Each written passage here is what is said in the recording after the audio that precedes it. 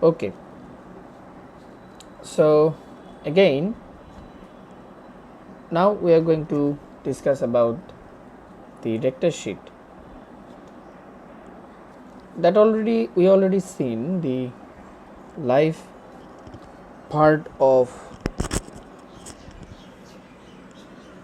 rectus abdominis muscle in the abdominal wall.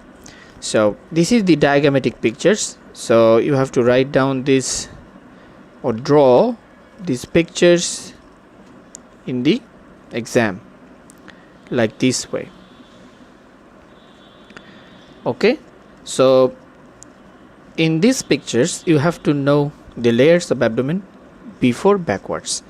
Like this is the skin, subcutaneous tissue. It has two layers, superficial fatty layers, deep membranous layer.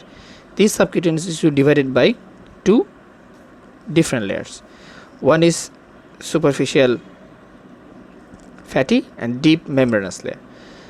Superficial fatty layers is called the fascia of Camper's, and the deep membranous layer is also called fascia of Scarpa. Okay, so if we see if we say the structures in the midline and the structures in the paramedian plane and structures laterally, this abdominal wall is described in three ways. It is present in three patterns. Like in the midline there is a one pattern, in the paramedian plane there is a one pattern, and the laterally that is another pattern. So if we say the medial pattern, that is skin, subcutaneous tissue, external oblique aponeurosis, internal oblique aponeurosis, and this external internal oblique aponeurosis, and in the midline this whole area is darkened, little bit dense, fibrous. It is called the linea alba. So you don't have to describe the rest of the part, that is skin, superficial fascia, and the linea alba. You just call lineal, because linea alba consists of all the layers 1, 2, 3, 4. Okay, there is no muscles. Skin, superficial fascia, linea alba, then fascia transversalis, extraperitoneal tissue, parietal peritoneum. Okay, skin, superficial fascia, linea alba. This is the fascia transversalis, extraperitoneal tissue, parietal peritoneum. If we say paramedialis, then it can be called skin, superficial fascia, external oblique aponeurosis, internal oblique aponeurosis. Then this is the rectus abdominis muscle, which we have seen before, that internal oblique encloses the rectus abdominis muscles. Then in the downwards, this is the aponeurosis of transverse abdominis muscles, fascia transversalis, extraperitoneal tissue, parietal peritoneum. So if we go laterally, then it is called the skin, superficial fascia, external oblique muscles, internal oblique muscles, transversus abdominis muscle, fascia transversalis, extraperitoneal tissue, parietal peritoneum. So the layers of abdominal wall can be explained in three ways: in the midline, in the paramedian plane, and the lateral plane.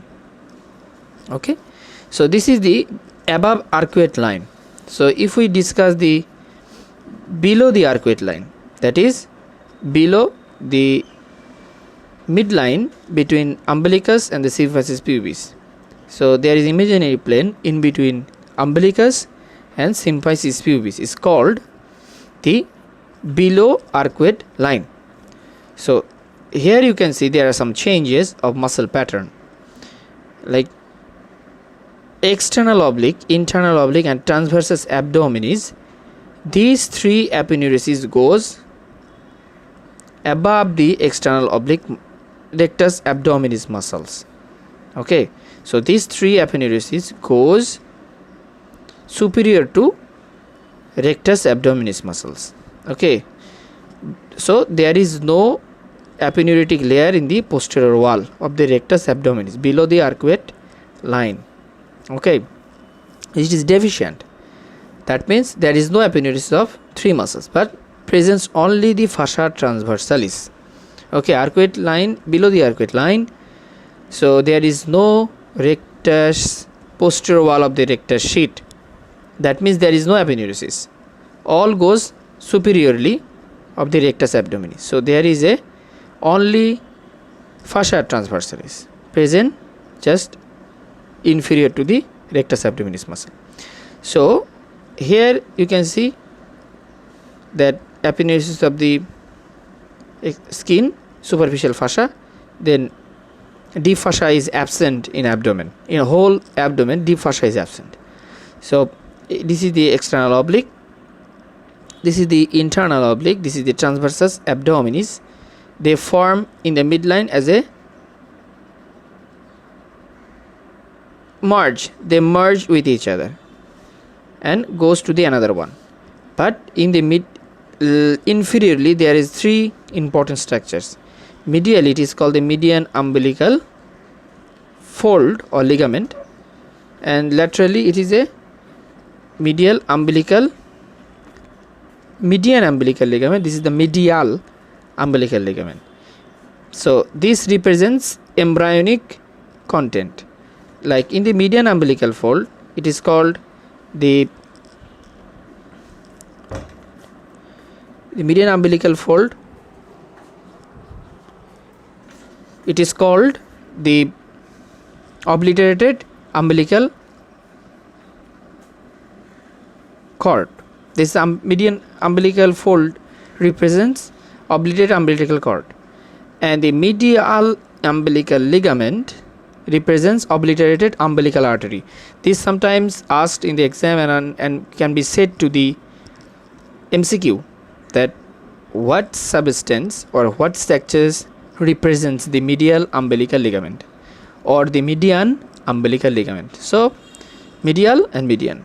So you must not amalgamate the naming and the content. So there is another ligament, it is called the lateral umbilical ligament, which represents the presence of epigastric artery, inferior epigastric artery. Okay, so this is the rectus sheet.